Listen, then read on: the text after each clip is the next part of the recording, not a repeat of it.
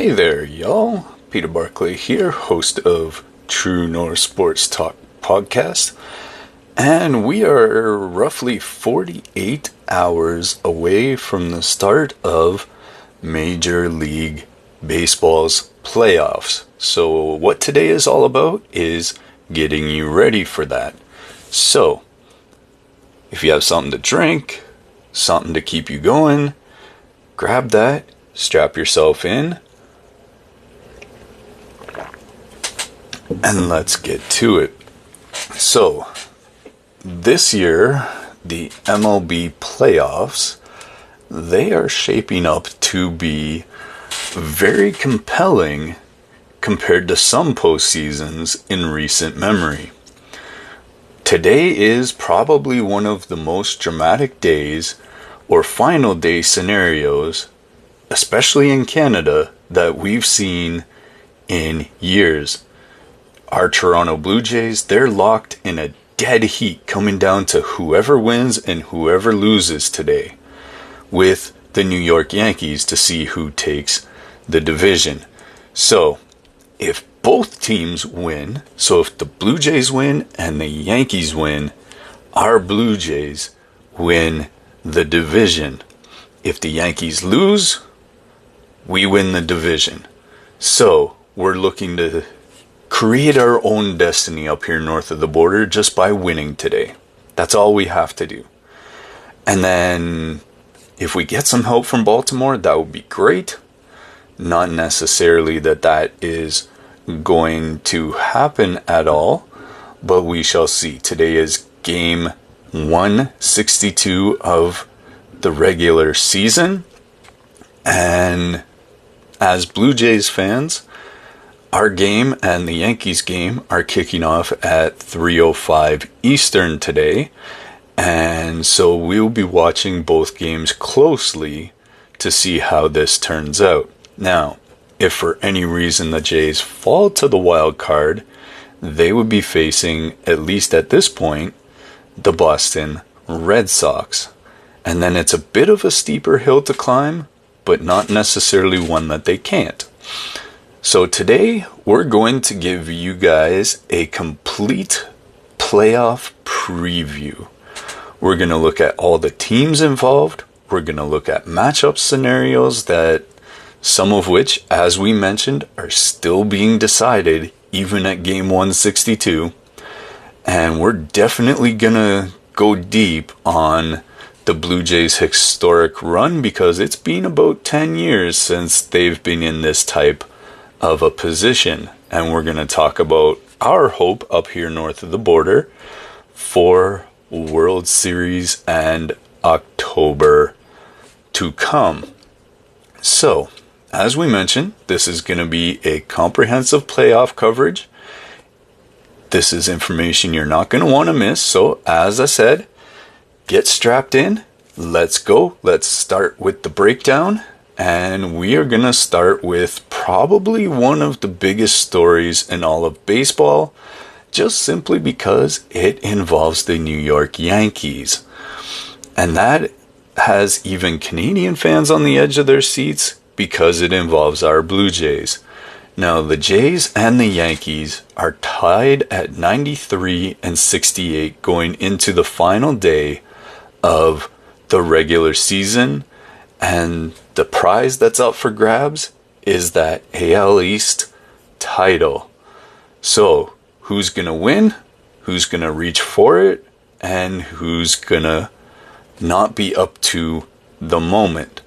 Now keep in mind, if they both win, the Blue Jays have the tiebreaker between the two teams, and they will take the East.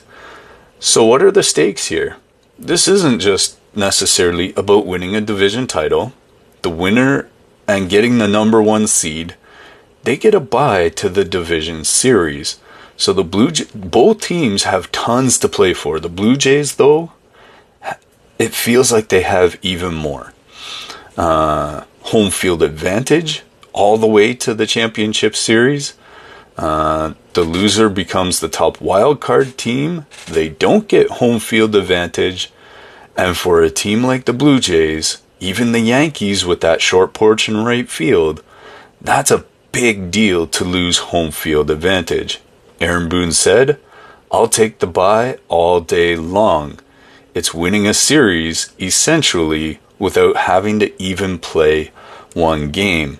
However, there's a bit of a cautionary tale when it comes to that bye. A few years ago, I don't know if y'all will remember, but the Atlanta Braves had something like 106 or 110 wins in the regular season. They were the Major League Baseball's best team going into the playoffs. And so obviously they had the bye, and they sat around for 2 weeks. They got put out by the Arizona Diamondbacks, who were on their way to a World Series because they had to sit around for 2 weeks. So while Aaron Boone isn't necessarily wrong, that is his opinion, and a lot of Blue Jays fans, even myself included, wouldn't mind having that bye. That's not necessarily a bad thing because it gives Bo Bichette time to heal, gives Chris Bassett time for that cortisone shot to work, gives all of their players time to rest from their bumps and bruises.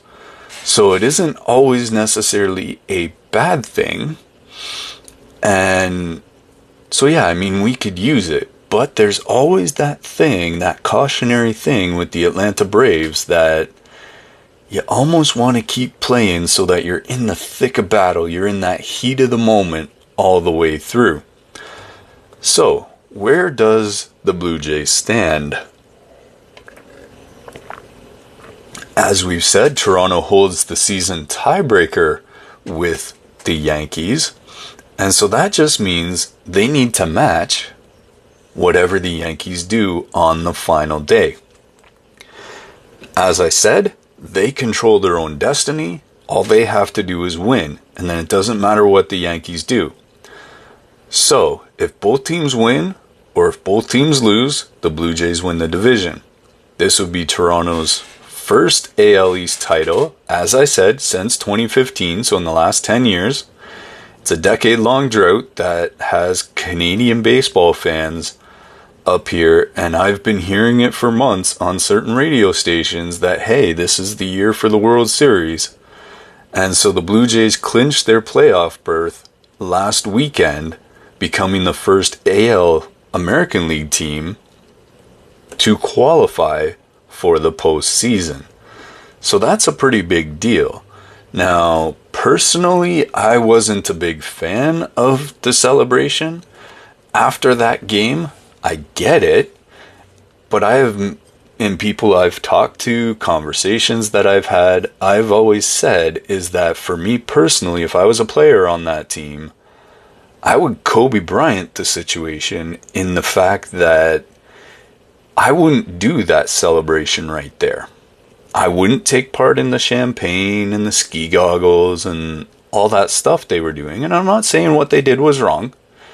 But me personally, I would have said, you know what, guys? This isn't the place for this. If y'all want to do it, go do it. But I'm not participating.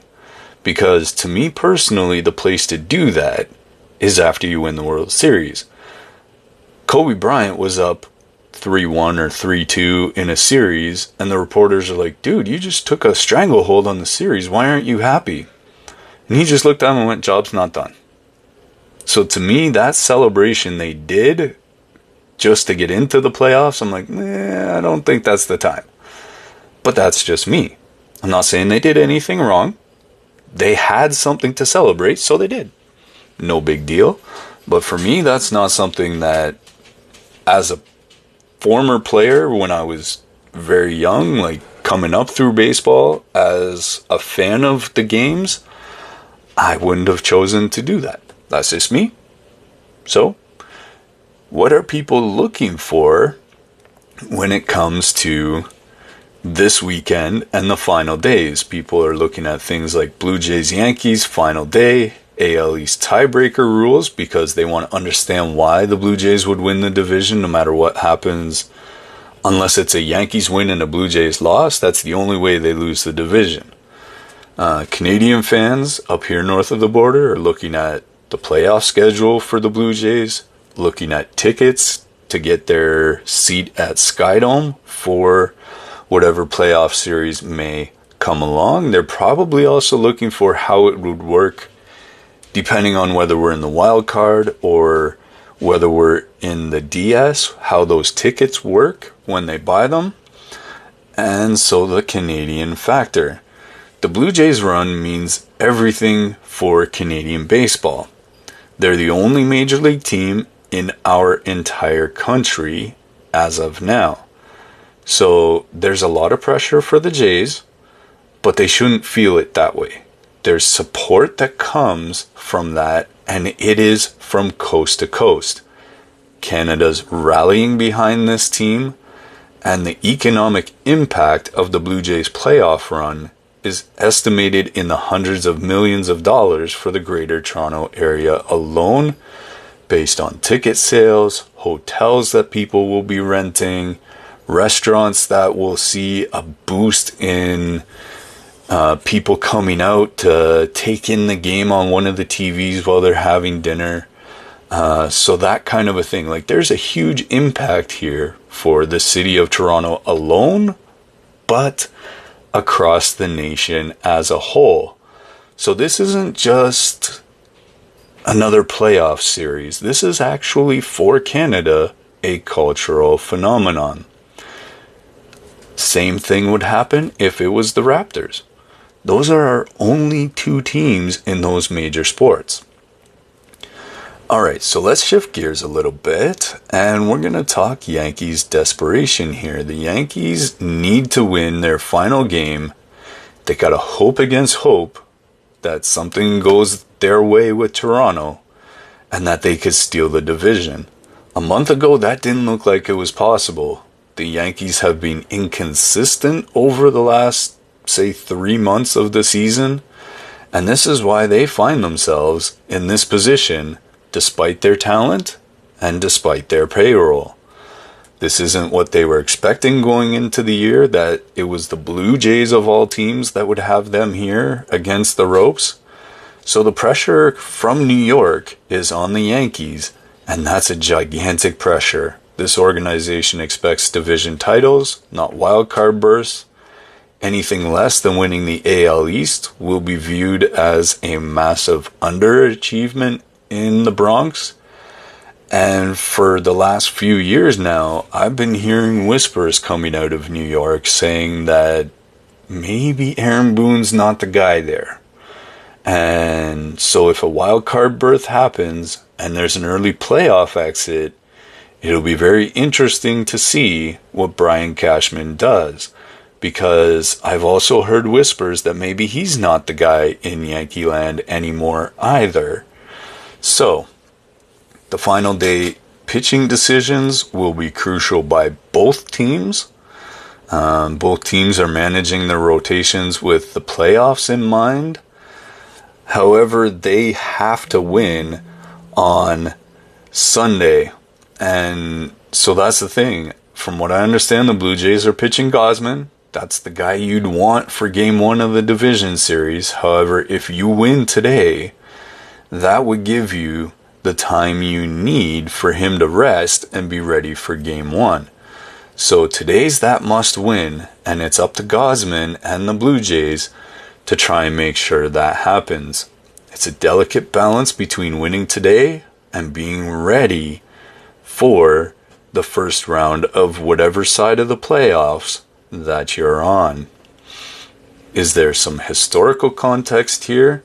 Well, Game 162 division title scenarios are rare in modern baseball.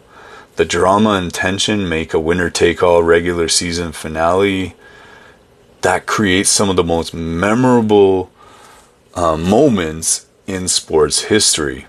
For the Blue Jays, this represents validation of their organizational rebuild, that they've made all the decisions that they needed to. I still have a lot of questions about certain decisions with this Blue Jays team.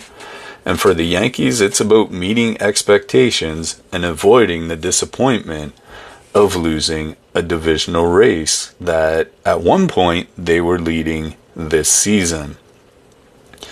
So, let's take a look at the entire American League playoff picture, not just the Yankees and the Blue Jays. So, here's what is still to be decided. Well, as we discussed, we have the Yankees and Blue Jays, and this comes down to game 162. The winner gets the number 1 seed and the bye. The loser gets the number 4 seed and faces the 5 seed with the Tigers in the wild card round. Both teams are built for October. The Blue Jays have power when it's needed with Vladdy, Santander. Varsho's been a power source. Springer's been a power source. They have pitching depth, which has been tested lately. They have playoff experience from core players, Scherzer, Gausman, Vladdy. The Yankees have the star power, the championship pedigree being in the World Series last year. And if their recent performance has been inconsistent, that could spell trouble. In the AL Central, Guardians versus Tigers, the Cleveland Guardians can clinch the division with a win or a Detroit Tigers loss. The Guardians have been a very much surprise team of this late season push. They've been using pitching and defense to compete in what's turned out to be a tough division. The Tigers, who clinched a playoff spot, represent one of the best underdog stories recently. Well, I don't know I'd agree with that. Just based on the fact that they were running away with it at one point and came crashing back to earth. Their young core and improved pitching staff have them dangerous in October, and regardless of whether they win the division or a wild card spot. However, I do agree with the fact that the Tigers kind of came out of nowhere to be where they are now. In the West, well, the Seattle Mariners are the champions out west. The Mariners locked up their first division title, ending their playoff drought. That's been a couple of years now. It's not 20 or so, but it's been a few years. And so this is massive for the Pacific Northwest. It represents the recent rebuild that they've been doing over the past 2 or 3 seasons. I mean, they met the Blue Jays in the wild card just a couple of years ago, and Seattle's pitching staff has been their strength. They have good rotation, capable bullpen. They can match up with almost anyone, especially in a short series. And their offense, it's been inconsistent at times, but clutch, anchored by Cal Raleigh's all-star caliber team, or season, sorry. You have your wild card teams where the Red Sox have clinched a wild card spot, and they'll face either the Guardians or the Tigers in the first round. That all depends on how that shakes out. And Boston does have some playoff experience on that team. They got some veteran leadership, and that makes them a dangerous team, even as a wild card team. They've got Bregman, Story, Crochet, like the list goes on there. They've got some real proven talent, Jerry and Durant. And if they can ride some momentum and catch it, they could take a deep run. So, what does each team need to do to be successful? Well, we'll start out with the Blue Jays' keys to success. We obviously need Vladimir Guerrero Jr. firing in all cylinders. He's a big part of the offense and will help to carry it. The rotation depth gives them a bit of an advantage, but they need some of their 4 or 5 pitchers and some of their bullpen guys to step up a little bit. Home field advantage would be huge for them, as they've got the Canadian fan support, and this whole season they've been dynamite at Skydome. So hopefully there's no emotional letdowns. They can win the division and ride that wave. The Yankees' keys to success, well, y'all know Aaron Judge, their MVP candidate year in and year out. needs to do Aaron Judge things. Their bullpen needs to find consistency after some late season struggles. You need guys like Giancarlo Stanton to step up, and he's historically done well in the playoffs. They got to shake off some of the disappointment that they've had the last month or so. Hopefully, Jazz Chisholm Jr. isn't too badly injured after exiting yesterday's game, taking a ball off the foot. And one of the things that isn't mentioned here, but definitely needs mentioning, is that all season long, the Yankees' defense has been a gigantic question mark. As the Blue Jays proved throughout the season, if you put a lot of pressure on this Yankees defense, it will crack.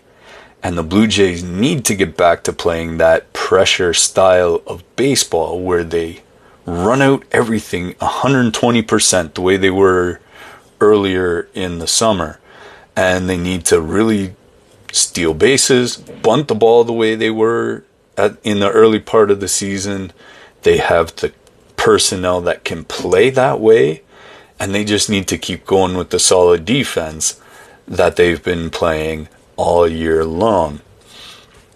So for Cleveland, what is their key to success? Well, they have a dynamite pitching staff that has come alive at the right time. They can neutralize powerful offenses. They have some younger and hungry guys that could give them advantages against some more experienced kind of ho-hum teams. And their solid defense travels well to October. And they need offensive team production from some unexpected sources. The way they've been playing lately, that's very likely.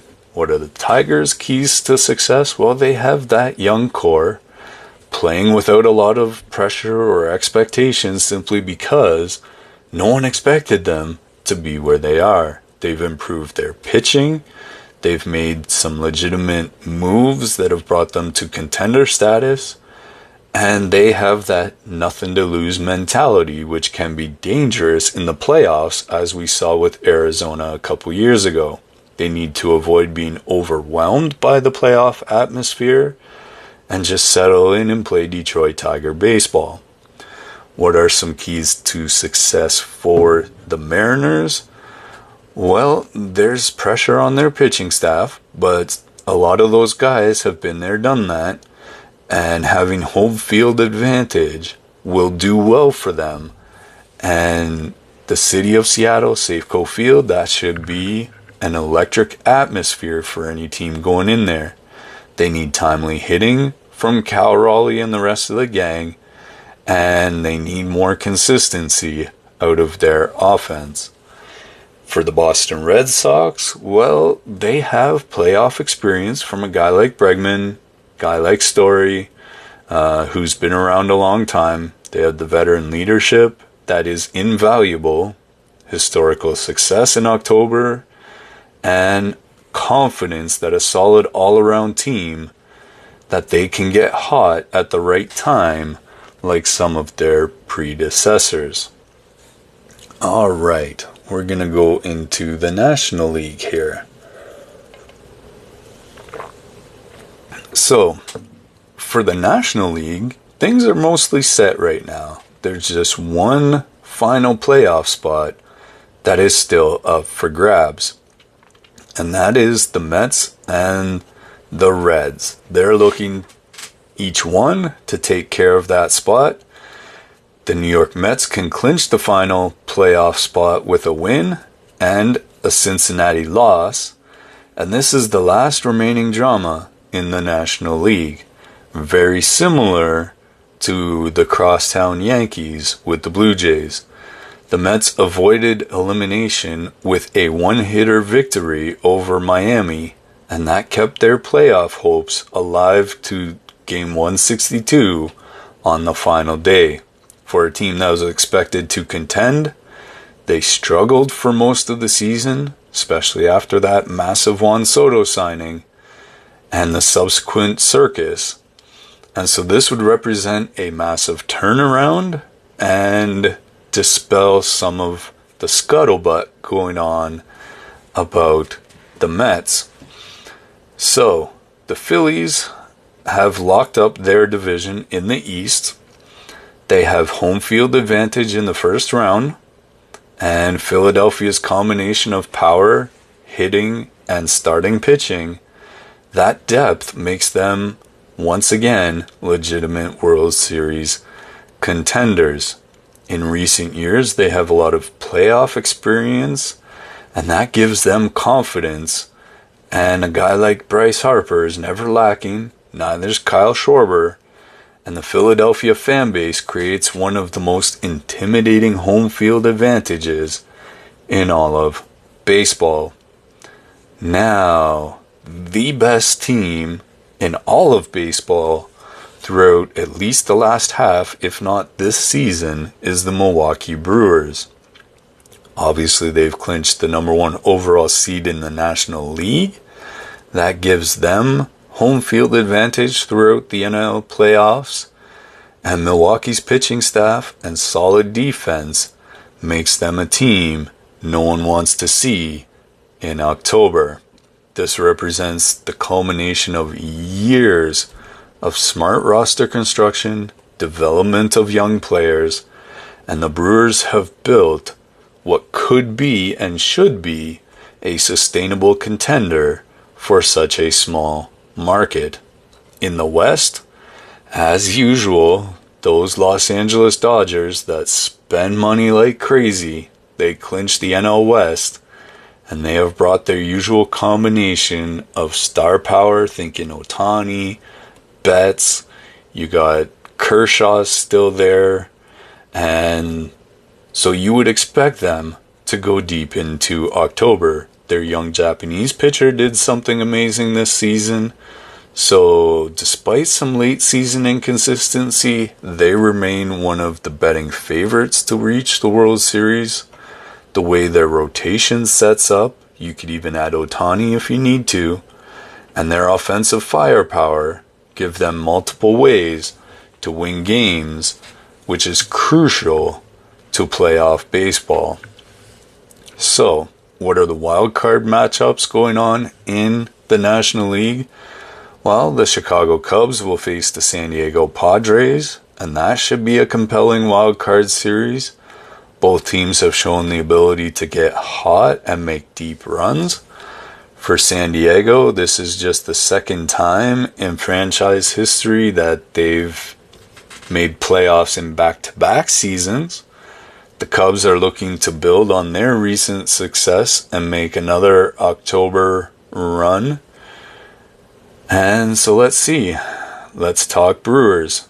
Home field advantage will make them difficult to play against. They have dominant pitching, and that has led their rotation and bullpen depth to be solid. They have veteran leadership with some playoff experience, even though they're a young team. They need offensive consistency to maximize their advantages. The Phillies are a power hitting lineup. Starting with Kyle Schwarber, you got Bryce Harper. They are explosive offensively. Their starting pitching gives them flexibility in series management. Their fan base at home creates an incredible atmosphere, but they need to avoid the slow starts that sometimes have plagued them during the regular season. As we mentioned with the Dodgers, their star power, name recognition with championship pedigree, their deep roster allows them to match up favorably no matter what the series is, and they have experience in high-pressure playoff situations, being the World Series champs. They need to find consistency after some late-season struggles. The Cubs have a young core that they're playing with confidence and energy. Their pitching staff is solid and can compete with anyone. And as a historic franchise with a passionate fan base, their support, they need the clutch hitting in the difficult situations to make this a deep run in the playoffs. The Padres have back-to-back playoff appearances now to show their organizational growth. They have a dynamic offense capable of scoring in bunches. Their pitching staff is much improved and gives them multiple ways to win. They need to avoid the inconsistency that they've struggled with during the regular season. Alright, let's get deep into some Blue Jays talk here. This is Canada's only team. That's why we talk about them so much. They carry the weight and the dreams of an entire nation. And so the Blue Jays aren't just Toronto's team. They're Canada's team. From Vancouver to Halifax, from Edmonton to Montreal, and everywhere in between and even farther, Canadian baseball fans rally behind the Blue Jays. And this creates a unique kind of pressure, but also breeds incredible support. I really hope the guys don't feel pressure. As we mentioned before, the economic impact extends far beyond Toronto. As the games are watched across Canada, they generate tourism, merchandise sale, national pride. And that's a hard thing to quantify, but you can't ignore it. Their roster construction, starting with Vladimir Guerrero Jr., who has been the face of the franchise since he arrived not long ago. He's been the cornerstone, his combination of power and consistency. He's had clutch hitting. His first base abilities have taken off in recent years. He's won Gold Gloves. He needs to show that he is a playoff performer a la Jose Bautista. And the supporting cast around Guerrero has been developed really well over the past couple years. Bo Bichette, when healthy and playing well, provides speed, contact as he leads the league in hitting. George Springer brings veteran playoff experience and leadership. And their rotation depth, although it's taken a hit recently, has the depth that could be crucial going into October. So why do I say that the pitching depth has taken a hit? Well, Jose Barrios is getting a second opinion on his elbow. This is a guy in, I think, 12 years now has not missed a start due to injury. Well, he now has something going on in his elbow. So we're not sure how available he will be for a playoff run. Chris Bassett had a cortisone shot due to some back tightness. And Ross Atkins. I don't know what you're thinking, son. I really don't. Why would you cut ties with an Alek Manoah right before the playoffs at a time when, if you look at the roster construction, you might need him? Alex Anthopoulos, being the smart guy that he is, well, he said, I'll take him, and signed him. I just hope that move isn't one that comes back to bite the Blue Jays at the end of the day. Max Scherzer has struggled in first innings lately. We need October Max, not the last couple of games Max, going forward. Gausman, Bieber, Yasavage. How much can you rely on Trey Yasavage, as this is basically the first Major League Baseball experience he's had the last 4 games? And so yeah, this pitching is not quite what it would have been a month ago when we were running 6 starters. They've also allowed Eric Lauer to not be stretched out anymore, and that's a bit more of a coaching issue possibly, but why wouldn't you keep him stretched out? You might need your best starting pitcher for 3 months of the season to be available as a starter during the playoffs. So the Blue Jays have made some really kind of head-scratching decisions over the last month or so of the season. How are they going to respond once playoffs come? Who the heck knows? But that's the fun of it. We got to get through today before we worry about October baseball. But that's why we're here. All across Canada, there's lots of searches going on. Blue Jays to clinch the AL East scenarios, tiebreakers. People are looking at tickets. All kinds of different stuff are trending with Blue Jay fans. And so people are just trying to understand how they can best support their team in October baseball. And they also want to know how their team can clinch the division and move on to the ALDS. There's been a lot of turnaround for the organization this year. This playoff run represents some of the rebuild that they've been doing. Emergences of Nathan Lucas, Ernie Clement, the addition of Miles Straw, and Anthony Santander, although he was injured most of the year. They've been slowly finding those diamonds in the rough that they can pull out. The return of Isaiah Kiner-Falefa.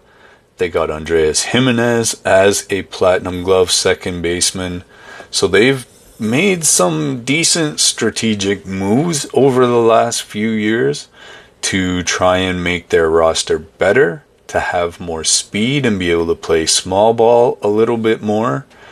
And I think that if they really got back to that small ball, instead of, it seems like, trying to hit the ball out of the park all the time, that they will be far better suited to playoff baseball. Toronto's rotation depth has, as we've mentioned, given them a significant advantage, especially with veteran guys in their pitching staff.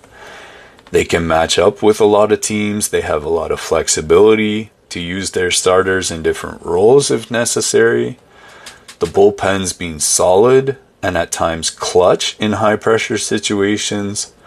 And playoff baseball often comes down to bullpen performance these last years or so.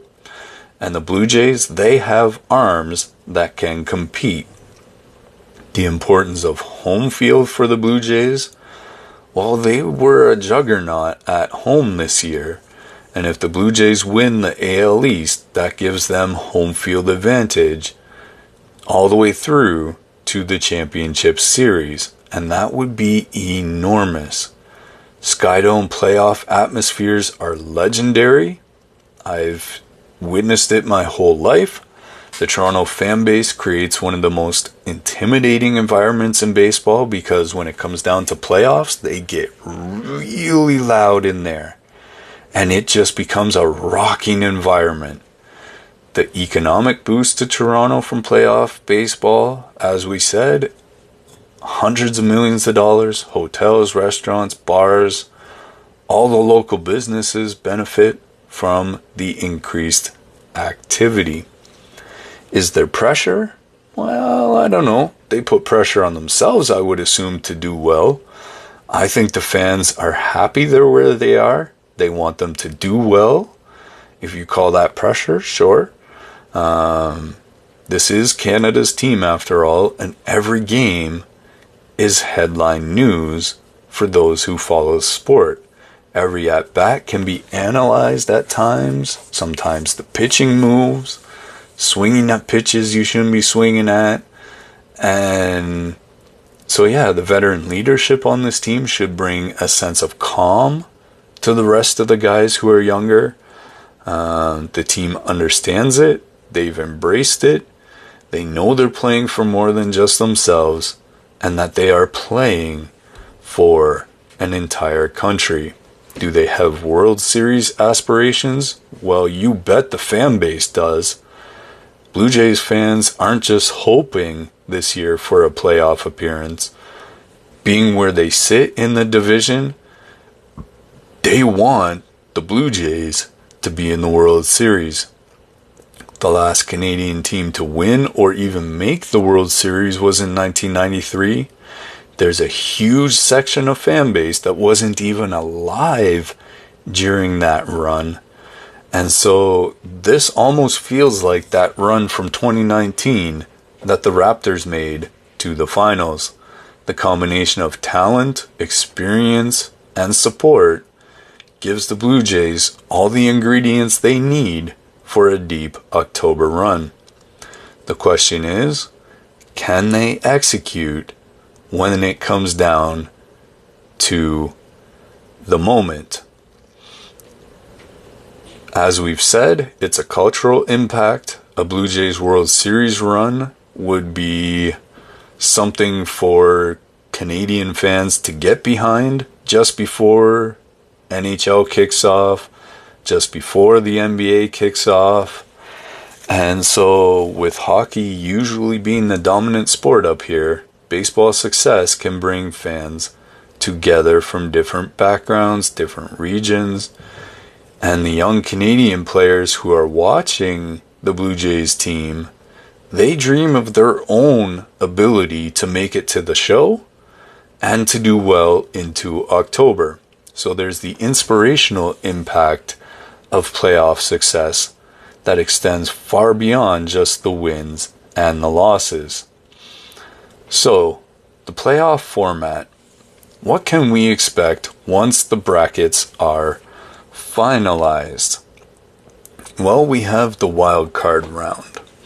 The wild card round is a best of 3, played entirely at the higher seeds' home stadium, and this format creates incredible intensity, gives significant advantage to division winners who earn the bye.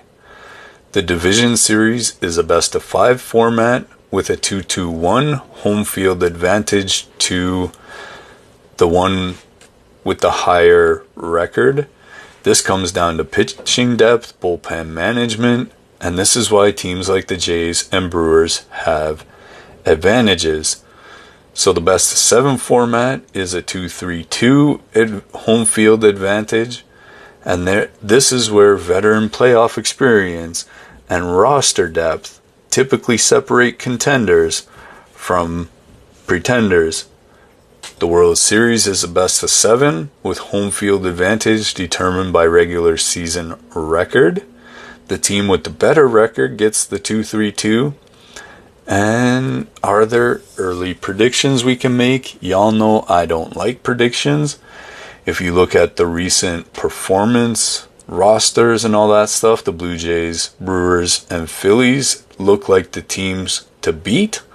They are positioned for deep runs. However, baseball can notoriously be unpredictable with wild card teams like the Tigers and Red Sox that could be very dangerous and have nothing else to lose.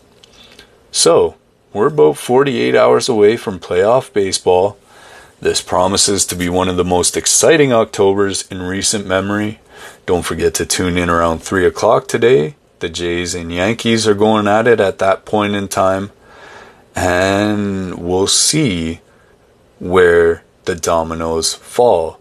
There's a lot of expectations. There's a lot of storylines going into October. The final day of drama with the AL East and the NL East.